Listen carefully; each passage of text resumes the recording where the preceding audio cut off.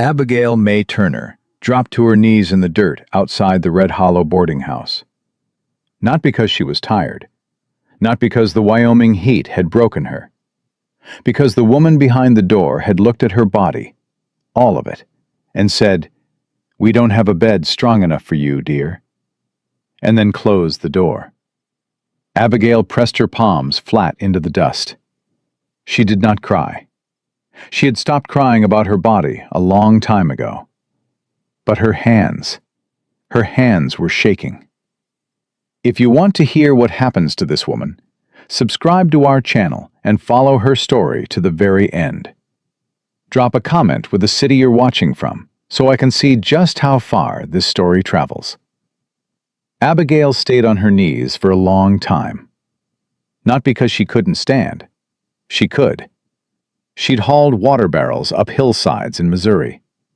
She'd dragged wounded men off wagon trails when cholera took their legs out from under them. Her body was built like something between a draft horse and a prayer. Wide, heavy, and made for work that would kill most people standing. But she stayed down because she was counting. Third door. Third rejection. Third time a woman had looked at her and decided she wasn't worth the space she'd take up. The stagecoach driver had already left. Her trunk sat in the dust 10 feet behind her like a headstone. One dress, one apron, one medical kit wrapped in oilcloth. Everything she owned in the world could fit inside a box smaller than her shadow. She finally stood, brushed off her skirt, straightened her spine, and walked toward the fourth door. This one belonged to a woman named Mrs. Calloway, thin as a fence post, arms crossed, standing on the porch like she'd been watching the whole time. "Ma'am," Abigail said, "I'm looking for a room. I can pay a week in advance." Mrs. Calloway tilted her head. "You the one came in on the noon coach?" "Yes, ma'am. Heard you're looking for ranch work." "Medical work," Abigail corrected. "I'm a field medic, trail trained. I can set bones, stitch wounds, treat fevers." "Can you fit through my hallway?" Abigail stopped. Mrs. Calloway didn't blink. "I ain't being cruel, miss. I'm being practical. My halls are narrow. My beds are built for normal-sized women. I got no malice toward you, but I also got no room." Abigail swallowed hard. "I'll sleep on the floor if I have to." "I don't rent floors." The door closed.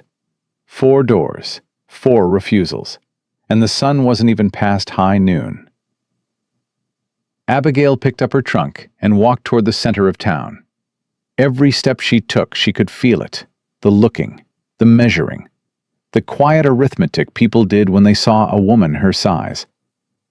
How much does she eat? How much space does she take? How much trouble is she worth? She passed the general store. A man on the porch, sunburned, tobacco-stained, nudged his friend. "Lord Almighty," he said, loud enough for her and God both. "She'll break a porch before she finds a husband." The friend laughed. Abigail didn't stop, didn't turn, didn't flinch. She had learned a long time ago that cruelty only lands if you stand still long enough to catch it. She kept walking. Past the saloon, past the feed store, past a group of women who went quiet as she passed, and loud again the moment she was 10 steps gone. She heard the word enormous. She heard the word shame. She heard someone say, "Poor thing probably ate her way through Missouri." Abigail kept walking. At the end of the main road, there was a notice board nailed to a post outside the livery stable. She set her trunk down and read every piece of paper pinned to it. Most were cattle sale notices, land disputes, one missing horse, a church social, and one, handwritten, clean block letters, no frills. Ranch hand needed, medical experience peated, hard work, no complaints. Inquire at Mercer Ranch, 3 miles west. Abigail read it twice. Then she picked up her trunk and started walking west. 3 miles in Wyoming heat with a trunk on your shoulder is not a walk. It's a decision. Every step is a vote for something. Survival, maybe. Stubbornness, probably. The kind of bone-deep refusal to sit down and wait for the world to hand you something it was never going to give you anyway. Abigail arrived at Mercer Ranch, drenched in sweat. Dust caked to her neck, her dress dark at the back and under the arms. She set the trunk down at the gate and looked at the property. Big. Quiet. Organized. Fences tight. Barn standing straight. No clutter. No waste. A man was working near the corral, alone, hammering a post back into the ground. Tall, lean, weathered like something that had been left out in the rain and decided not to rot. Silas Boone Mercer. He didn't look up when she approached. "Mr. Mercer?" she called. He drove the hammer down one more time, then straightened, turned. His eyes swept over her the way all eyes did. Quick, measuring, landing on the parts of her that didn't fit what people expected. But he didn't laugh. He didn't smirk. He just said, "Yeah." "I saw your notice in town. You're looking for someone with medical experience?" "I am." "I'm trained. Field medic on the Oregon Trail. 2 years with Dr. Harlan Page's wagon company. I can set bones, close wounds, treat infection, pull teeth if I have to." Silas wiped his hands on his trousers. "You come all the way from town, on foot?" "Yes, sir." "Carrying that?" He nodded at the trunk. "Yes, sir."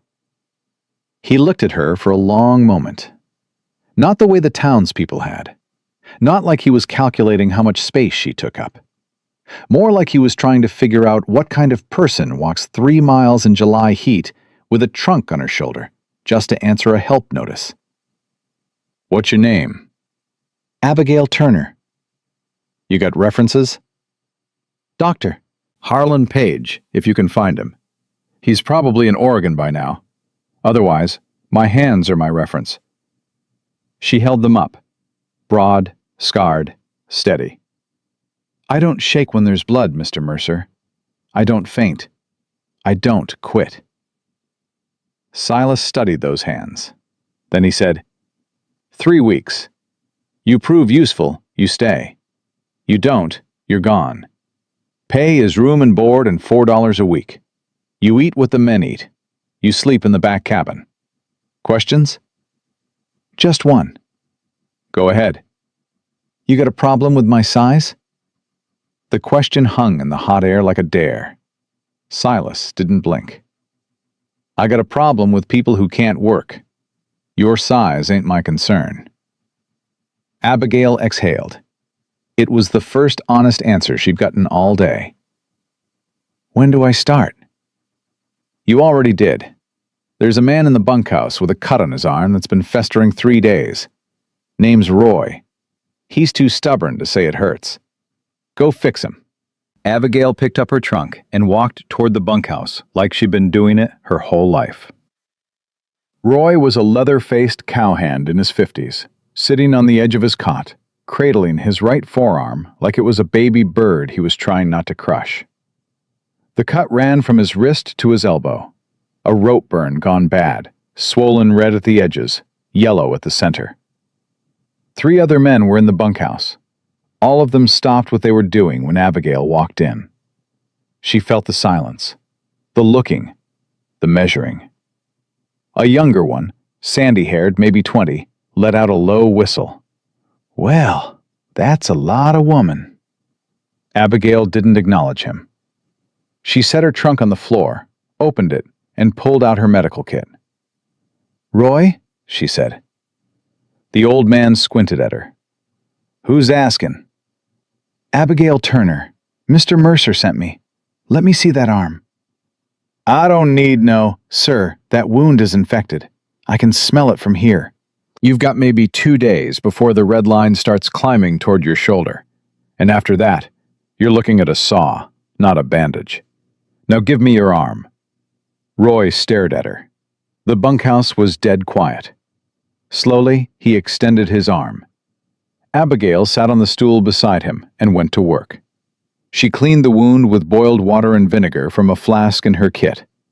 She packed it with a poultice of yarrow and comfrey she'd dried herself back in Missouri.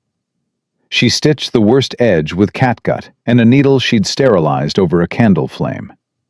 Roy didn't make a sound, but his jaw was tight, and his good hand gripped the edge of the cot hard enough to whiten his knuckles. When she finished, she wrapped the arm in clean linen and tied it firm. "Change this every morning," she said. "Keep it dry. If the swelling doesn't go down in 2 days, you come find me." Roy looked at his arm, then at her. "You got steady hands," he said. Quiet, almost surprised.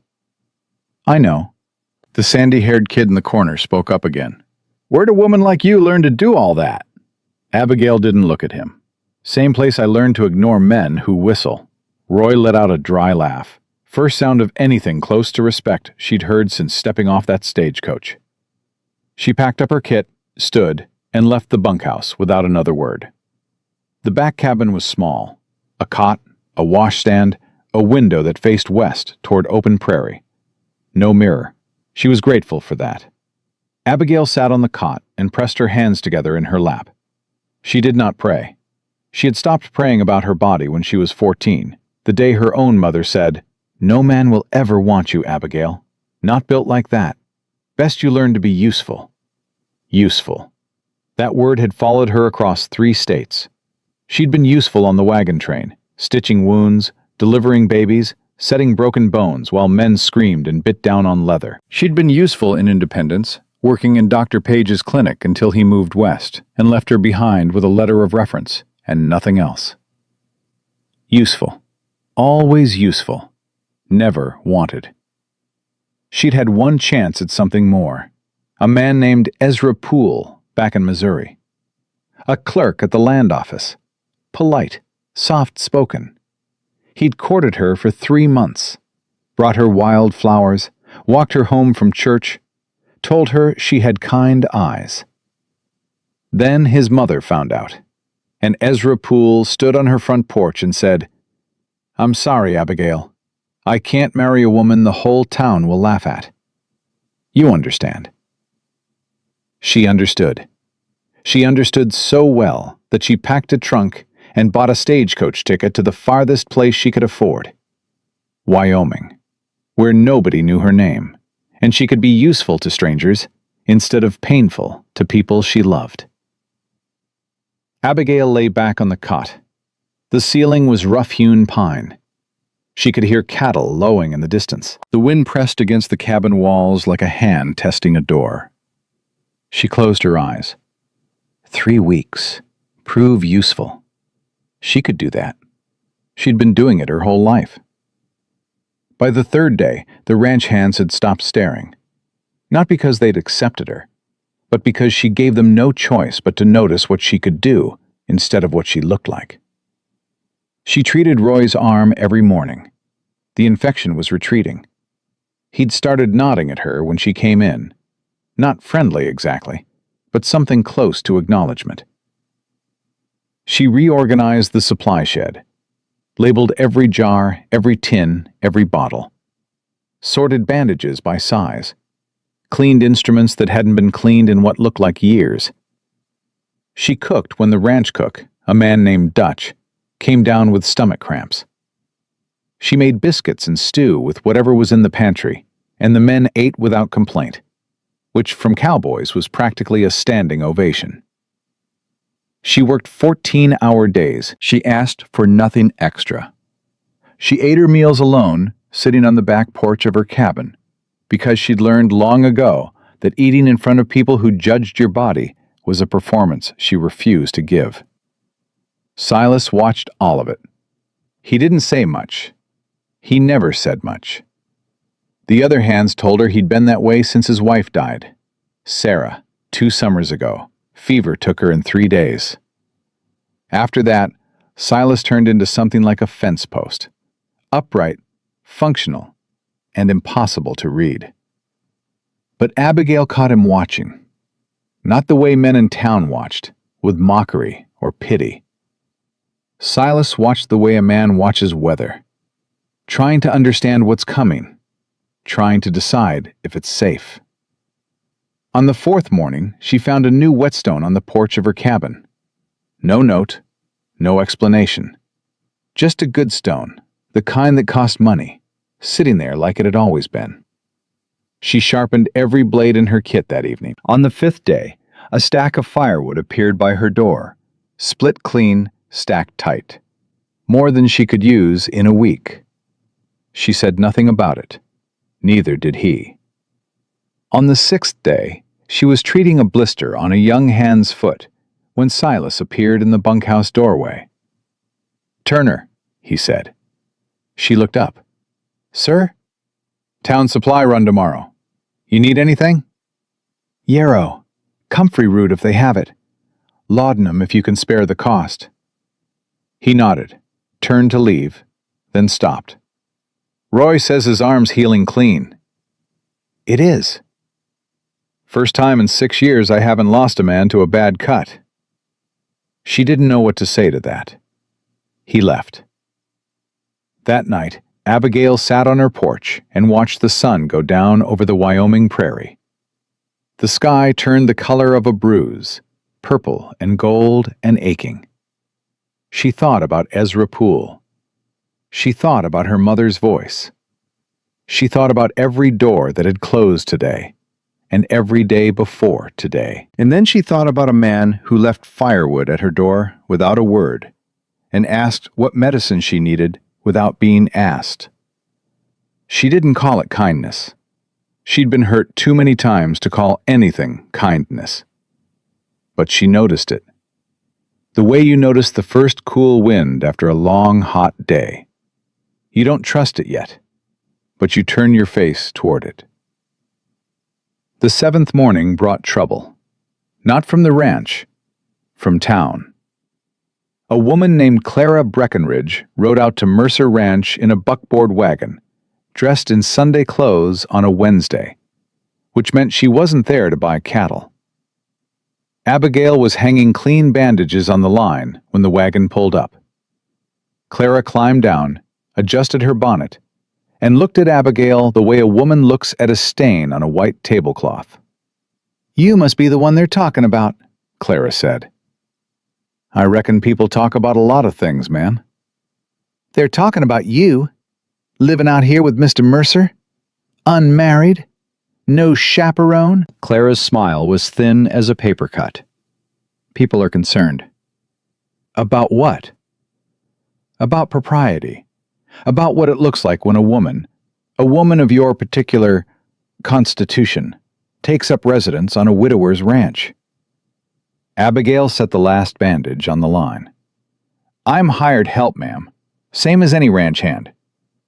"Ranch hands are men." "Ranch hands are workers. That's what I am." Clara stepped closer. Her voice dropped. "I'm trying to help you, Miss Turner. This town has a long memory and a short tolerance for scandal. Silas Mercer is a respected man, a grieving man, and people are starting to say you're taking advantage of that." Abigail felt the heat rise in her chest. Not anger, something older, something she'd carried since Missouri.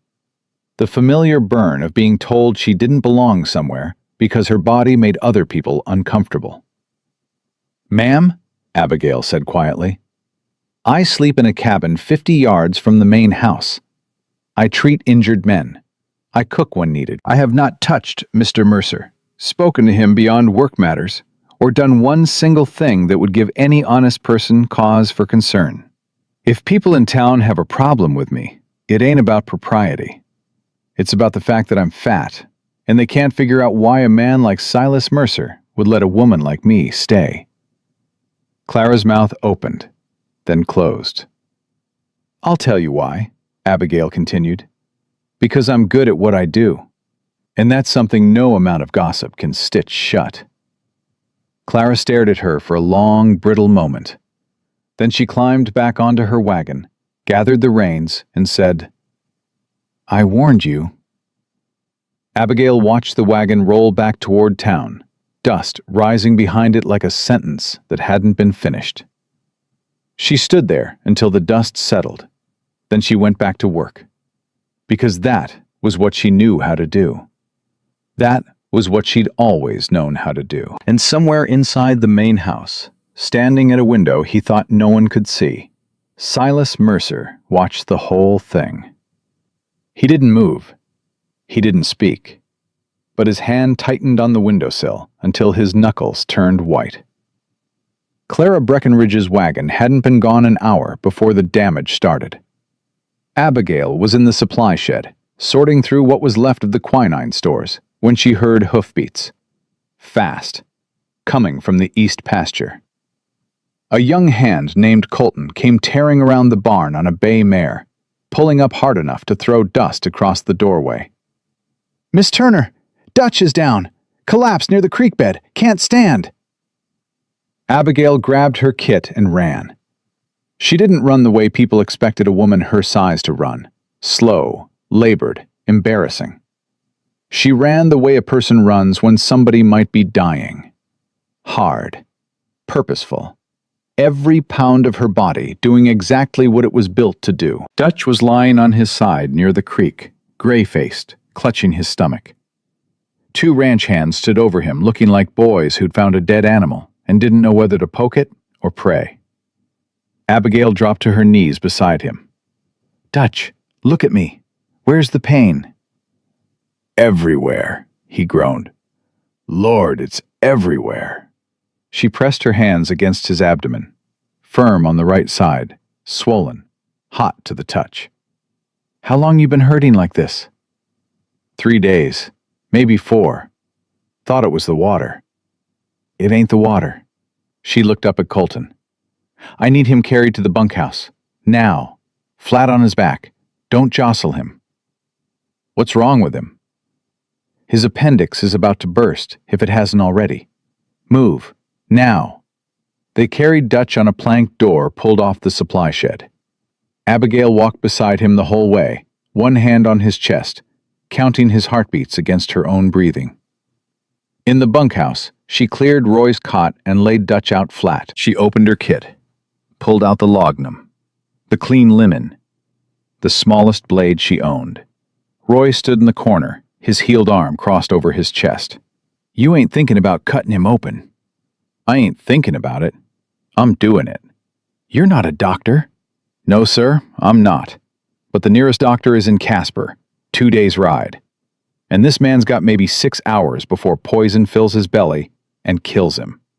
So unless you got a better plan, I suggest you hold his legs." Roy stared at her. Then he walked over and held Dutch's legs. Abigail gave Dutch the laudanum, waited for his eyes to glaze. Then she cut. She'd done this once before, on the trail, outside Fort Laramie, on a 16-year-old boy whose father had been too proud to stop the wagon train for a bellyache. That boy lived. She still carried the memory of his screaming like a scar inside her ears. Dutch didn't scream. The laudanum held him somewhere between awake and gone. But his body fought, jerking, tensing, trying to curl around the pain even while hands held him down. Abigail's fingers were steady. Her hands didn't shake. They never shook. That was the one thing God had given her that nobody could take away. Hands that held still when everything else fell apart. She found the appendix, swollen, angry, not yet ruptured. She tied it off with catgut, cut it free, packed the wound with clean linen soaked in carbolic acid. Then she stitched him closed, while 4 men watched in silence so thick you could have nailed it to the wall. When she finished, she wiped her hands on a cloth and stood up. Her dress was soaked through with sweat. Her back ached from bending. Her hands, steady a minute ago, started trembling now that the crisis was over. Roy was the first to speak. "I'll be damned," he said quietly. Colton was leaning against the door frame, pale as milk. "Is he going to live?" If the wound stays clean and he stays flat for a week, yes, he'll live. Abigail tucked the cloth into her apron. I need someone watching him through the night. 2-hour shifts. You wake me if his fever spikes past the point where you can't hold your hand on his forehead. She walked out of the bunkhouse on legs that felt like they were made of water. Silas was standing in the yard. He'd been there. She didn't know how long, but the look on his face told her he'd seen enough. Maybe not the cutting, but the aftermath. The men's faces. The blood on her hands. "Dutch?" he said. "Appendix. Got it before it burst. He'll need a week down." Silas nodded. Just once. The way a man nods when he's recalculating everything he thought he knew about somebody. "You need anything?" he asked. "More laudanum, more carbolic acid, and a stiff drink if you've got one." Something moved across his face. Not a smile. Silas Mercer didn't seem like a man who remembered how, but something close, a crack in the stone. "Whiskey's in the kitchen. Top shelf." "Thank you." She walked past him toward her cabin. She could feel his eyes on her back. Not measuring this time, not calculating. Watching. The way a man watches someone he's just realized he underestimated. Abigail didn't look back. She went into her cabin, sat down on the cot, and held her trembling hands together until they stopped. Then she cried. Not because she was sad, not because she was hurt, because for the first time in longer than she could remember, she had done something that mattered, and someone had seen it. And he hadn't looked away. She poured herself the whiskey that night, drank it slow on the porch, watching stars appear one by one over the prairie, like God was lighting candles. She didn't know that Silas was sitting on his own porch, 60 yards away, doing the same thing. Neither of them spoke, but they were both awake, and in the quiet between two porches, something was shifting. Not love, not yet. Something more dangerous than love. Recognition. The next morning, Dutch was awake. Weak, pale, and mean as a rattlesnake, which Abigail took as a good sign. "You cut me open," he said when she came in to change his dressing. "I did. Without my permission." "You were unconscious, Dutch. Your permission was implied by the fact that you weren't dead." Roy laughed from across the room. Actually laughed. It was the first time Abigail had heard the sound in that bunkhouse, and it rang off the walls like something that had been locked up too long. Dutch glared at him, then looked back at Abigail. "Am I going to have a scar?" "A beautiful one." "I don't want a beautiful scar." "Too bad. You've got one." She changed his dressing. Clean wound, no infection. She allowed herself one small moment of satisfaction before crushing it down the way she always did. Because satisfaction was close to pride, and pride was close to visibility, and visibility had never been safe for a woman who looked like her. But the ranch was changing. She could feel it. The sandy-haired kid, Colton, started holding doors open for her. Not in a romantic way. In the way you hold a door for someone you've decided is part of the outfit. Roy started saving her a plate at supper, set aside on the edge of the table closest to the door. His way of saying, "You can eat here if you want."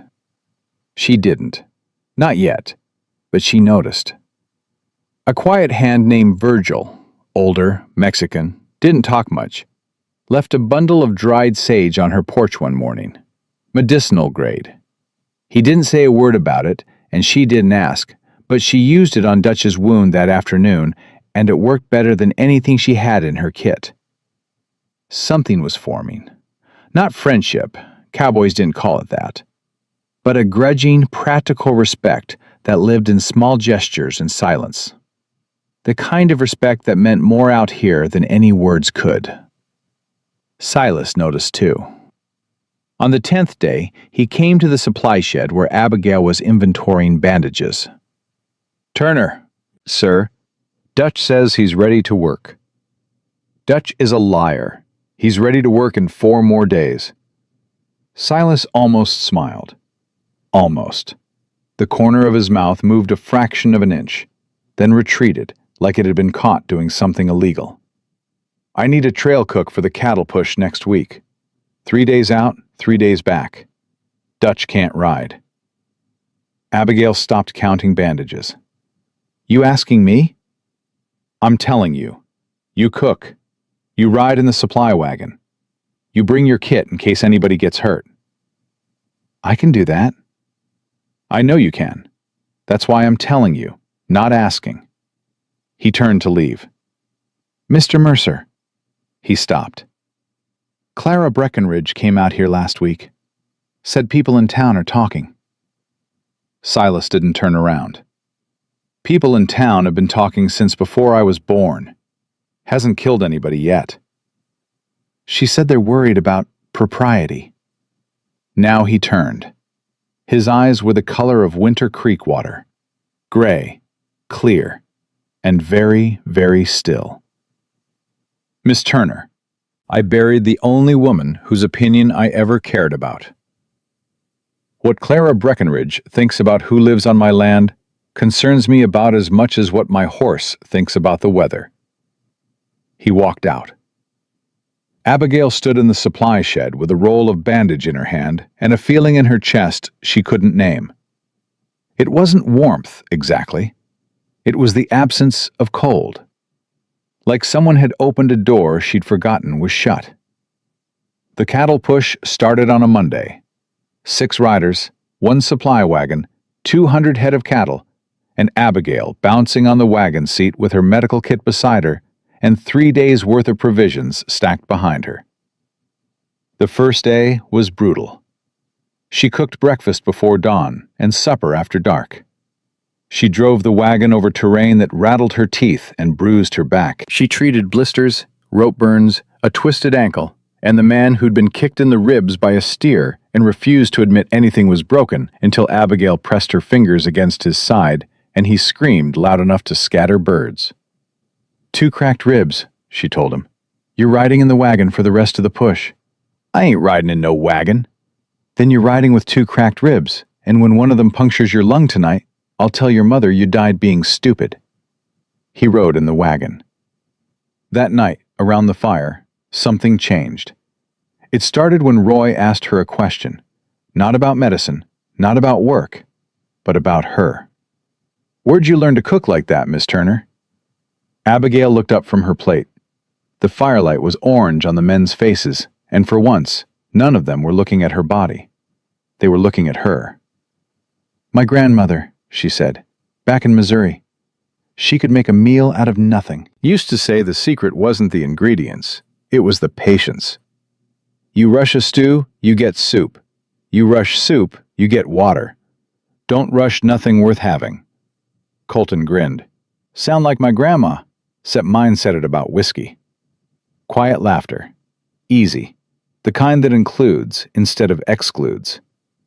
Virgil spoke up. Rare for him. My mother. She cooked on a ranch in Sonora. 12 men every night. She said food is how you tell people they matter, without using words. Abigail looked at him. Your mother was right. More silence, but warmer this time. Roy cleared his throat. I owe you for this arm, Miss Turner. I know I wasn't exactly welcoming when you showed up. You weren't. My wife, she was a big woman too. People said things. I should have known better. Abigail felt something crack open inside her chest. A tiny fracture in the wall she'd built so carefully over 26 years of being too much and not enough at the same time. Thank you, Roy, she said, and she meant it more than he would ever know. Silas sat across the fire, silent through all of it. He held his coffee tin in both hands and watched the flames. But Abigail caught his eyes on her 3 times that night. Each time, he looked away. Not fast, not like a man caught doing something wrong. Slow, like a man who was trying to stop looking and couldn't quite manage it.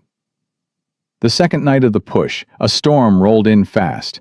Not rain, wind. Dry, hot, furious wind that came off the mountains like something unleashed. It tore at the canvas on the supply wagon, sent sparks from the campfire spiraling into darkness. The cattle stirred. 200 head of nervous beef shifting and lowing in the dark. One crack of thunder, dry thunder, no rain, and they bolt. "Nobody sleeps," Silas ordered. "Everybody in the saddle. Keep them calm. Sing if you have to."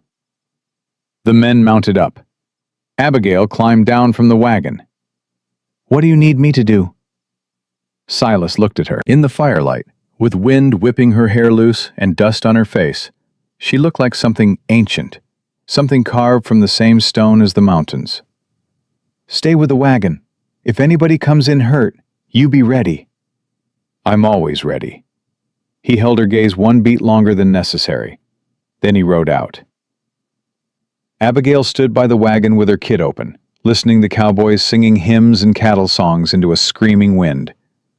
She heard Colton's voice, young, shaking, trying to hold steady. She heard Roy, deep and rough, singing something that might have been a lullaby or might have been a prayer. And somewhere out in the dark, she heard Silas, not singing, but calling to the cattle in a low, steady voice, the same voice he used for everything. Calm, controlled, like a man who had decided a long time ago that the world was hard and the only answer was to be harder. The storm lasted 4 hours. Nobody got hurt, nobody got thrown. The cattle held. When the wind finally died and the men rode back to camp, Abigail had hot coffee waiting and biscuits she'd baked on a flat stone near the fire. Colton took one and said, "Ma'am, if you ever want to get married, I'm available." The men laughed, even Silas. Abigail shook her head. "I ain't marrying a man who can't keep his hat on in a windstorm." More laughter, louder this time. And for one moment, just one, Abigail felt what it was like to belong somewhere. Not because she was useful, not because she was needed, but because she was there, and they were glad she was. She held on to that feeling the way a person holds on to a match in a dark room, carefully, because she knew how fast it could go out. They rode back to the ranch on the 4th day. Cattle delivered. No losses. No injuries beyond what Abigail had already treated. As the ranch came into view, Abigail saw something that made her hands tighten on the reins. A buckboard wagon parked outside the main house, 2 horses tied to the fence, and 3 women standing on the porch, dressed in town clothes, waiting like a jury. Clara Breckenridge was in the middle, and she wasn't alone. Beside her stood a tall woman with a pinched mouth and dark eyes, the kind of woman who wore righteousness like a corset, tight and uncomfortable, and entirely for other people's benefit. And beside her, Abigail's blood went cold, stood a man she hadn't seen in 4 years. Ezra Poole. Standing on Silas Mercer's porch in Wyoming, 1,000 miles from Missouri, looking at Abigail with the same soft, sorry, cowardly eyes that had told her she was too much to love. Abigail couldn't move. She sat on that wagon seat with the reins in her hands and the world shrinking down to a single point of pain in the center of her chest. Roy, riding beside the wagon, saw her face. "Miss Turner, you all right?" She couldn't answer, because Ezra Poole was walking toward her now, hat in his hands, and he was saying her name. "Abigail? Abigail, I've been looking for you." The ranch yard went quiet. Every man, every horse, every sound swallowed by the weight of a past she had buried standing right in front of her, breathing and speaking and looking at her like nothing had changed. Silas dismounted slow. His eyes moved from Ezra to Abigail, to the women on his porch. "Somebody want to tell me," he said, his voice low and flat as a blade, "what the hell is happening on my property?" Clara stepped forward. "Mr. Mercer, This is Mr. Ezra Poole. He's come all the way from Missouri. He's Miss Turner's fiancé." Abigail's voice came out like a gunshot. "He is not my fiancé." Every head turned toward her. She climbed down from the wagon. Her legs were shaking, but her voice was iron. "He was never my fiancé. He courted me for 3 months, then told me to my face he couldn't marry a woman the whole town would laugh at." She looked at Ezra, looked him straight in his soft, sorry eyes. "You don't get to follow me across 1,000 miles and call yourself something you never had the spine to be." Ezra's face crumbled. "Abigail, please, I made a mistake. I know that now. My mother, she was wrong, and I was weak, and I've regretted it every day since." "Then you should have regretted it in Missouri." Silence. The wind moved through the yard like a held breath. Silas hadn't moved, but his jaw was set so tight the muscle jumped under his skin. His eyes were on Ezra Poole, the way a man's eyes land on a rattlesnake, measuring the distance, calculating the strike. Clara spoke again, her voice sugared and sharp. "Surely you can see, Mr. Mercer, that this resolves your situation quite neatly. Miss Turner has someone who wants her. She doesn't need to be living out here anymore, causing talk." Silas turned his head toward Clara, slow. "Mrs. Breckenridge," he said, "you're standing on my porch without my invitation. You've brought a stranger onto my land without my knowledge. And you're telling me how to run my ranch." He paused. "I'm going to ask you once, politely, to get off my property." Clara's mouth opened. "Now." The word landed like a hammer on an anvil. Clara looked at the other women. They looked at the ground. Nobody moved for a long, terrible second. Then Clara gathered her skirts, climbed into her wagon, and left without another word. Ezra stood alone in the yard, hat in his hands, eyes on Abigail. "Abigail," he whispered, "please, I came all this way." She looked at him, this man who had brought her flowers and walked her home from church, and then stood on her porch and chosen his comfort over her heart.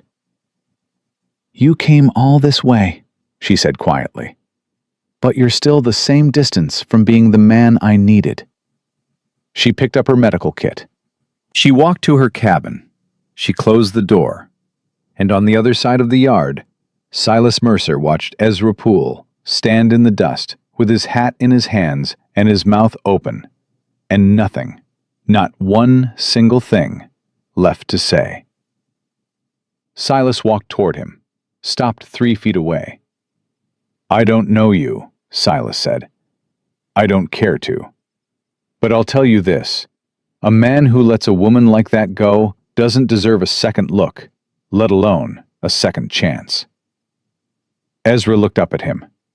"You don't know what she means to me." "I know what she meant to you in Missouri, and it wasn't enough." Silas stepped closer. "There's a stagecoach east in the morning. I suggest you be on it." He turned and walked into his house. The door closed behind him. And in her cabin, Abigail sat with her back against the wall, and her knees drawn up, and her hands pressed over her mouth. Not crying, shaking, because the man she'd run from had followed her here, and the man she worked for had just defended her without being asked, and the world was suddenly so much more complicated than she knew how to handle. She pressed her forehead against her knees and whispered to no one at all, "I don't need to be saved. I don't need to be wanted. I just need to be left alone long enough to figure out if I'm worth something without someone else deciding it for me." The cabin was silent. The prairie wind pressed against the walls, and 300 yards away, in a house that had been empty for 2 years, Silas Mercer sat at his kitchen table, with his hands flat on the wood and his dead wife's chair across from him, and he spoke to the ghost of her for the first time since the funeral. "Sarah," he said quietly, "I think I'm in trouble." Ezra Poole did not take the morning stagecoach. Abigail found that out the hard way. From Colton, who rode in from town at first light with a face that said bad news before his mouth ever opened. "He's at the boarding house," Colton said, dismounting fast. "Mrs. Calloway gave him a room. He's been telling folks he came to bring you home." Abigail was wrapping fresh linen around Dutch's abdomen when she heard it. Her hands stopped mid-wrap. Dutch looked up at her face and said nothing, because even a man 3 weeks out from getting his belly cut open knew when to keep his mouth shut. "What else?" Abigail asked. Colton shifted his weight. "He's saying you two are promised, saying you ran off and he's here to make it right." "That's a lie." "I know it's a lie, ma'am, but Clara Breckenridge don't know it's a lie, and she's got half the church women riled up about it. They're saying Silas is keeping you here against the wishes of your intended. They're talking about sending the sheriff." Abigail finished the wrap, tied it off, stood up. Her hands weren't shaking. That surprised her. She'd expected them to shake. Instead, they were steady as iron, the way they always got when something needed cutting. "Where's Mr. Mercer?" "North pasture, checking fence line." She walked out of the bunkhouse and straight toward the corral. Roy was there, mending a harness. "Roy, I need a horse." He looked at her sideways. "You ride?" "I ride well enough to get where I'm going." Roy studied her for a moment. Then he let out a big chestnut mare, the largest horse on the ranch, the only one that could carry her comfortably without complaint. "Her name's Juniper," he said. "She don't spook easy, like someone else I know." Abigail mounted up. It wasn't graceful. She didn't care. She'd stopped caring about graceful when she was 12 years old and realized the world was never going to let her have it. She rode north. She found Silas a mile out, crouched beside a broken fence post, wire cutters in hand. He heard the hoofbeats and stood before she reached him. "Turner, we have a problem." "Ezra Poole." "You already know?" "Virgil told me an hour ago." He set down the cutters. "What do you want to do?" The question stopped her, not because it was complicated, because nobody had ever asked her that before. Not about Ezra, not about anything that mattered. "I want him gone," she said. "But not because you tell him to go, because I tell him." Silas looked at her on that horse. Big woman on a big mare, backlit by morning sun, jaw set like a woman riding to war. "Then go tell him," he said. "If I do, Clara and her churchwomen will twist it. They'll say I'm under your influence. They'll say you're controlling me." "Let them say it. It'll hurt your reputation." Silas picked up his wire cutters. "My reputation is that I'm a cold, hard man who buries his feelings with his wife. If they want to add, 'protects a woman who saved my ranch hand's life,' to the list, I can live with that." Abigail gripped the reins. "Why are you doing this?" "Doing what?" "Keeping me here, defending me. You don't owe me anything beyond wages." Silas was quiet for a long time. He looked at the broken fence, at the wire in his hands, at the ground. Then he said, without looking up, "My wife Sarah was a small woman, thin, delicate. The kind of woman people called beautiful, without thinking twice about it." He paused. "She died in 3 days, from a fever I couldn't stop. I held her hand and watched her go, and I couldn't do one damn thing." Another pause, longer. "You walked onto my ranch and saved a man's life, with a knife and steady hands, and not one person holding the door open for you. You didn't ask permission. You didn't wait for someone to tell you it was all right." He looked up at her. "That's why." Abigail's chest hurt. Not the familiar hurt of rejection. Something deeper, something she didn't have a name for yet. "I'm going to town," she said. "I know." "I'm going alone." "I know that too." She turned Juniper south and rode toward Red Hollow with the wind at her back and something burning in her gut that wasn't anger and wasn't fear and wasn't courage exactly, but some unholy combination of all three that felt like a fuse had been lit, and she was the dynamite. She found Ezra on the porch of Mrs. Calloway's boarding house, sitting in a rocking chair like he belonged there, like he belonged anywhere near her life. He stood when he saw her ride up. That soft face, those sorry eyes, the same hands that had brought her wildflowers, and then waved goodbye from a porch in Missouri while her heart broke on the front steps. Abigail. She didn't dismount. She looked down at him from the saddle and said, "You've been telling people we're promised." We were. We were never promised, Ezra. You courted me. Your mother disapproved. You folded like a wet newspaper. That is not a promise. I was wrong. You were weak. There's a difference. Wrong means you made a mistake. Weak means you knew it was wrong and did it anyway because it was easier. Ezra's face crumpled. Abigail, please, come down from there. Let me talk to you proper. You can talk to me from right where you are. This won't take long. People were gathering. She could feel it. The way you feel weather changing, a pressure shift, a holding of breath. Women in doorways, men on porches, the whole town watching the fat woman on the big horse, talking down to the man who'd come to claim her. I didn't come to Wyoming to be found, Abigail said. I came here because I ran out of places where people knew me. I came here to be nobody, to work, to be useful and invisible and left alone. Her voice cracked on the last two words, but she caught it and held it together the way she held together everything, with force. And I have done that. I have treated wounds and cooked meals and worked myself bloody on a ranch full of men who didn't want me there. And I earned my place, not because of you, not because of any man, because of what these hands can do. She held them up, broad, scarred, calloused. So hear me, Ezra Poole. Hear me clear. I am not your fiancé. I am not your mistake to fix. I am not your redemption story. And I am not going back to Missouri to sit in a parlor and be grateful that a man who was ashamed of me decided to be brave 4 years too late. Silence. The whole street was watching. Clara Breckenridge stood outside the general store with her mouth in a thin, hard line. Ezra's eyes were wet. Don't you want to be loved, Abigail? The question hit her like a fist. She felt it land. Felt it crack something open inside her chest that she'd spent years sealing shut.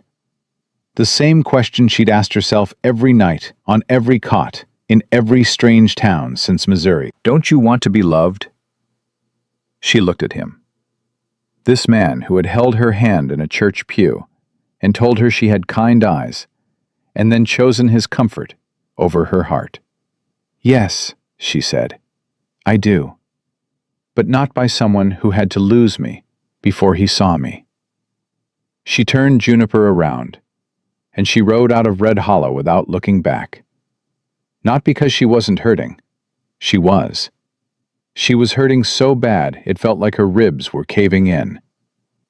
But she had learned something about pain a long time ago. You can ride with it, as long as you don't stop moving. She was halfway back to the ranch when she smelled it. Smoke. Not campfire smoke.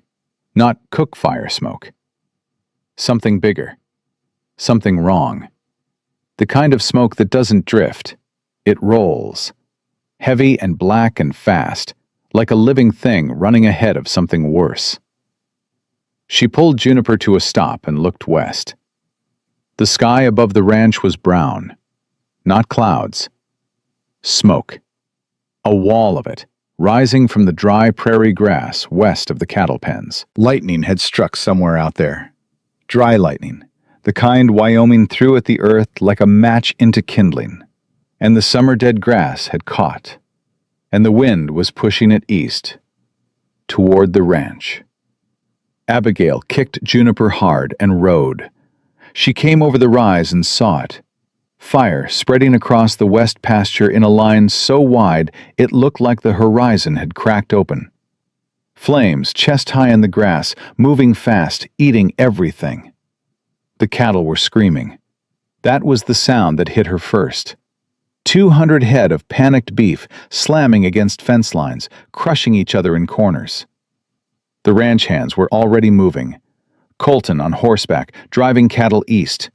Roy on foot, hauling open gates. Virgil with a wet blanket, beating at the near edge of the fire line where it threatened the barn. And Silas. Silas was riding straight into it. She saw him, his horse plunging through smoke toward the west fence line where a dozen cattle were trapped behind collapsed fencing. Posts burned through, wire tangled, animals caught and thrashing. "No," Abigail whispered. Then she screamed it. "No!" She saw Silas's horse rear, saw the animal twist and buck as embers hit its flank, saw Silas go sideways in the saddle and grab for the horn and miss. He hit the ground. The horse bolted, and Silas was on the ground in the middle of a burning field, with a collapsed fence on one side and a wall of fire closing from the west. Abigail didn't think. She threw herself off Juniper so hard she hit the ground on her knees. She ran to the water trough by the barn, still full, not yet boiled off, and grabbed the horse blanket hanging over the rail. She plunged it in, soaked it through. Roy saw her. "Miss Turner, don't you—" She wrapped the wet blanket around her body and ran toward the fire. She heard shouting behind her. Colton's voice. Roy's voice. Maybe others. She didn't hear words. She heard noise. And noise didn't matter. What mattered was the man on the ground. She hit the smoke line, and the world disappeared. Everything was heat. Everything was black and orange and choking. The wet blanket steamed against her skin. She could feel her hair singing at the edges. Her lungs burned with every breath, and she stopped breathing through her mouth and pulled air through the wet linen pressed against her face. She couldn't see Silas. "Mercer!" she screamed. Nothing. "Mercer!" A cough. To the left. Weak, but there. She crashed through burning grass, her massive body plowing a path through flames that licked at the wet blanket and hissed where they couldn't find dry cloth. Her boots were smoking. Her hands were blistering where they gripped the blanket edges.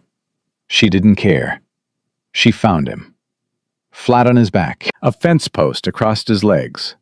Not heavy enough to break bone, but enough to pin him while fire ate the ground on every side. His face was black with smoke. His eyes were closed. His shirt was smoldering at the shoulder. "Mercer, open your eyes, now!" His eyes opened, focused on her, widened. "Turner, what the hell are you? Shut up!" She grabbed the fence post with both hands and heaved. 300 pounds of woman, every ounce of it focused on a single point. The post shifted, groaned, lifted. She threw it sideways. It landed in burning grass and caught immediately. "Can you stand?" "My ankle. I didn't ask about your ankle. Can you stand?" He tried, got halfway up and buckled. His left ankle folded under him like paper. "Hold on to me," Abigail said. "You can't. I said hold on to me." She pulled his arm over her shoulder. He was tall and lean, and 200 pounds of dead weight leaning into her. And she didn't buckle. She didn't sway. She planted her feet in burning earth, and she held. And then she moved, step by step, through smoke so thick she navigated by feel. The heat on her left meant fire, so she went right. The heat on her right meant fire had circled, so she went straight. The ground under her feet was hot enough to feel through her boot soles, and every step was a decision. And every decision was made by a woman who had spent her whole life being told she was too much. and was now using every pound of that too much to carry a man to safety. Silas was coughing against her shoulder. His grip on her tightened. She could feel his hand digging into her arm, hard enough to bruise. "Stay with me," she said. "Don't you dare pass out." "I'm not," he coughed. "I'm not passing out." "Good, because you're heavy, and I'm tired of men being dead weight."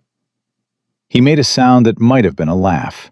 In the middle of fire, in the middle of smoke, in the middle of the worst moment of both their lives.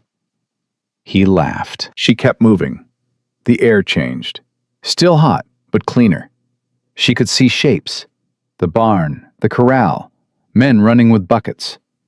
The smoke thinned and then broke, and they were through. They collapsed past the fire line in a heap of mud and wet blanket and coughing and shaking. Abigail's hands were burned. She could see the blisters already rising, red and angry across her palms and fingers. Her dress was charred at the hem. Her hair smelled like smoke and ruin. But she was alive.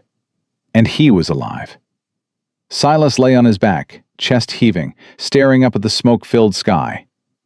His face was streaked with ash and sweat and something that might have been tears if he was the kind of man who cried. He turned his head and looked at her. She was sitting in the mud, her massive body wrapped in a steaming blanket, her hands shaking, her face black with soot. "You carried me," he said. "I dragged you. There's a difference. You came into the fire. Somebody had to." "Nobody had to. That's the point." She looked at him. He looked at her. And for one moment, in the mud and the ash and the chaos, everything else fell away. The town, the gossip, Clara Breckenridge, Ezra Poole. Every door that had ever closed in her face. Every cruel word that had ever landed on her body like a stone. Gone. Just two people. Alive. Because one of them had refused to let the other die. "You could have been killed," he said quietly. "So could you." "I'm not worth dying for." "That's not your decision to make." Roy reached them first. He looked at Abigail, looked at Silas, and said nothing for a long moment. Then he took off his hat. "Good God Almighty, woman," he said. Colton arrived next, sliding off his horse, grabbing a water canteen. He handed it to Abigail first. Not Silas. Her. She drank. Her throat was raw.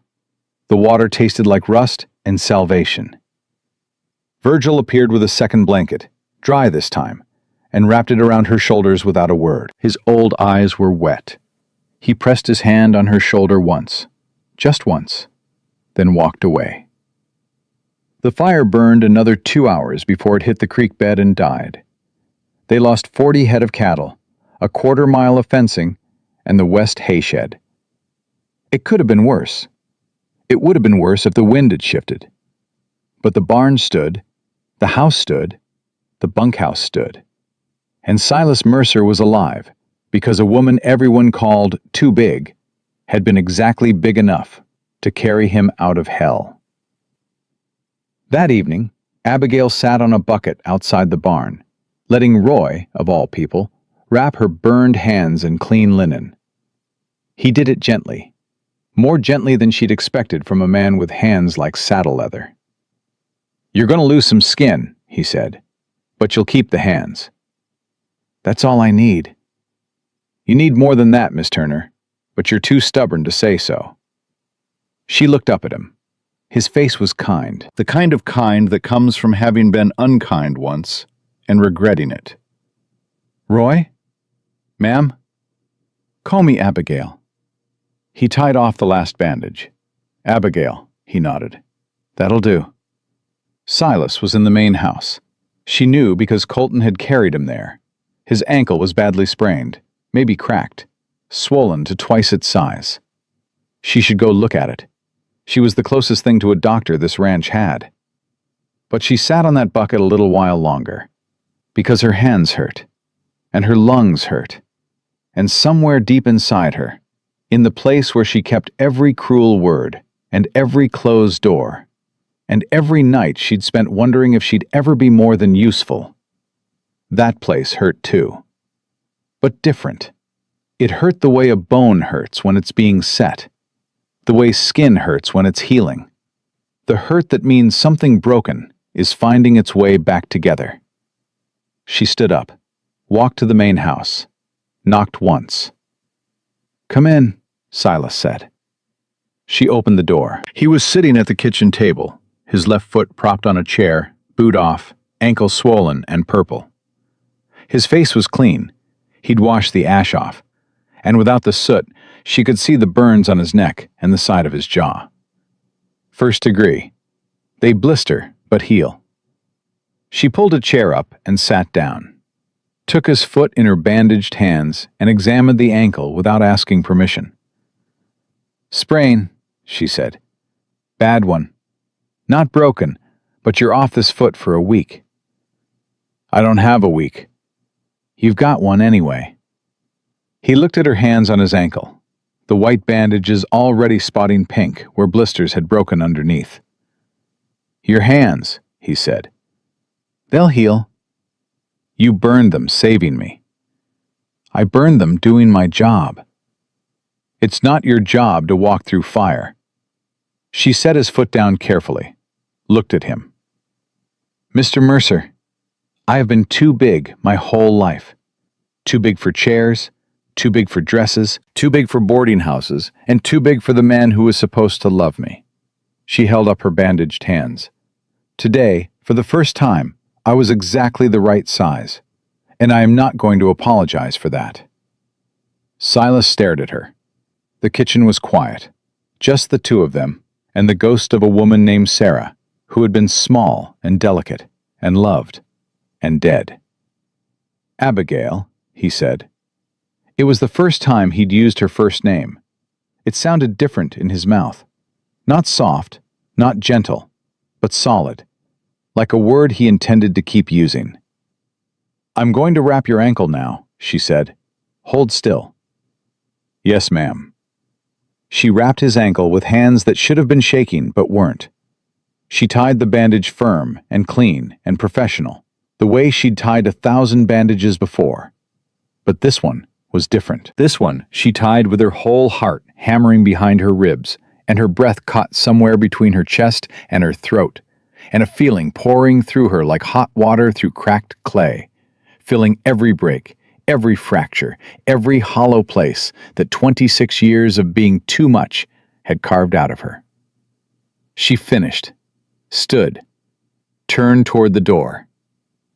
"Abigail." She stopped. "Thank you," he said, "for my life." She didn't turn around, because if she turned around, he would see her face. And if he saw her face, he would know everything. Every wall she'd built, every door she'd sealed, every piece of herself she'd buried under usefulness and work and the armor of not needing anyone. "You're welcome, Mr. Mercer," she said. And she walked out into the evening air, where the smoke was clearing and the stars were beginning to show through, one by one, like promises that hadn't been broken yet. She made it all the way to her cabin before her knees gave out. She sank to the floor with her back against the door and her burned hands in her lap, and she pressed her face against her forearm and cried. Hard. The kind of crying that comes from somewhere below the lungs, below the belly, from the deepest part of a person where they keep the things they've never said out loud. She cried because she was tired. She cried because she was burned and aching and alone in a cabin in Wyoming, and the man who'd broken her heart was in town, and the man she'd just pulled from a fire had said her name like it meant something, and she didn't know what to do with any of it. She cried because she wanted to be loved, and she was terrified of it, and those two things lived in the same body. Her body, this body, the one the world had spent 26 years telling her was wrong. And when she was done, she wiped her face on her sleeve, stood up, and went to bed. Because tomorrow there would be fences to mend, and cattle to count, and wounds to treat, and a ranch that needed her. And need, she had learned, was the next best thing to love. Sometimes it was better, because need didn't lie. The next morning, Abigail couldn't close her hands. She woke before dawn the way she always did, swung her legs off the cot, and reached for her medical kit. Her fingers wouldn't bend. The blisters had swollen overnight, tight and hot under the linen, and when she tried to make a fist, the pain shot up her wrists and into her forearms like someone had driven nails through her palms. She sat on the edge of the cot and stared at her wrapped hands. These hands had been the only thing she'd ever trusted, the one part of her body that had never let her down. They'd set bones, stitched wounds, pulled a man out of fire, and now they couldn't hold a spoon. She dressed herself one-handed, buttoned what she could, left the rest. Walked to the bunkhouse because Dutch's dressing needed changing, whether her hands worked or not. Roy was already there, sitting on a stool beside Dutch's cot, holding a strip of clean linen, like he was trying to figure out which end went where. He looked up when she walked in, looked at her hands. "Sit down," he said. "I need to change his—" "I said sit down, Abigail." It was the first time he'd used her name, and the sound of it in his gruff voice stopped her the way a hand on her shoulder would have. She sat. Roy stood up, pulled the stool over to her, and began unwrapping her left hand. His fingers were thick and rough, but he worked slow, careful. The way a man handles something he knows is fragile, even if it doesn't look it. The bandage came off. The skin underneath was red, blistered, weeping in places. Roy looked at it, and his jaw tightened. "Dutch," he said, over his shoulder. "You know where she keeps the comfrey salve?" "Top shelf, tin box, third from the left," Dutch answered from his cot. "I've been watching her organize that kit for 3 weeks. I could find anything in it blindfolded." Roy found the salve. He spread it across her palm with the pad of his thumb, gentle as anything Abigail had ever felt from a man's hands. "You're going to let me do this every morning until those hands heal," Roy said. "That ain't a question." "Roy, woman, you saved my arm. You saved Dutch's life. You dragged the boss out of a fire. You can damn well let somebody take care of you for 5 minutes." Abigail's throat closed. She couldn't speak. So she nodded. Roy wrapped both hands in fresh linen. Clean, firm. Not as neat as she would have done it, but solid. "There," he said. "Now, Dutch, I'm changing your dressing, and you're going to talk me through it, because I don't know what the hell I'm doing." "Lord help us," Dutch muttered. But he talked Roy through it, step by step, and Roy did it right, and Abigail sat there with her freshly wrapped hands in her lap, and felt something she hadn't felt in so long she almost didn't recognize it. Being cared for. Not because she earned it, not because she was useful, just because she needed it, and someone decided to show up. She walked out of the bunkhouse 20 minutes later and nearly collided with Silas. He was on a crutch, a rough one, looked like Virgil had carved it overnight from a branch. His weight was on his right foot, his left ankle wrapped tight, and his face had the particular expression of a man who hated being slowed down by his own body. "Morning," he said. "You should be off that foot."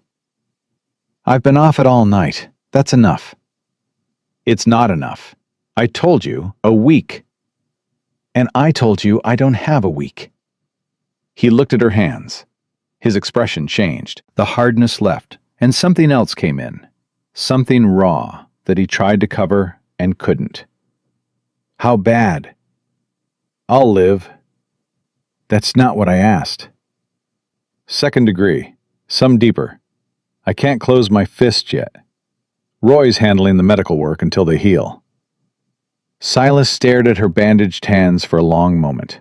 Then he said, very quietly, I'd give 10 years of my life to undo what those hands went through yesterday. Don't be dramatic. I'm not dramatic. I'm honest. There's a difference. They stood 3 feet apart in the morning air, both of them broken in different places, both of them pretending they weren't. I need to tell you something, Silas said, and I need you to hear it as a fact, not as a kindness, because I don't trade in kindness and you don't trust it. Abigail waited. You are not temporary here. You are not a hired hand working out a 3-week trial. You are part of this ranch. That was true before the fire, and it would have been true if the fire never happened. I'm not keeping you because you saved my life.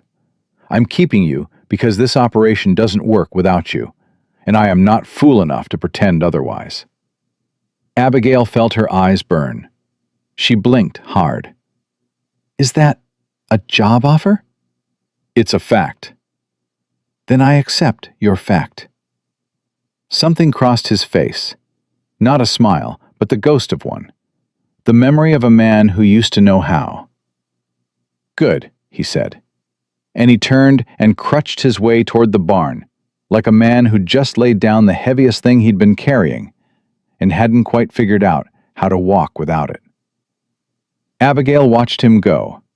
Then she whispered to herself, so quiet, not even the wind could catch it. Don't you dare hope, Abigail Turner. Don't you dare. But she already was.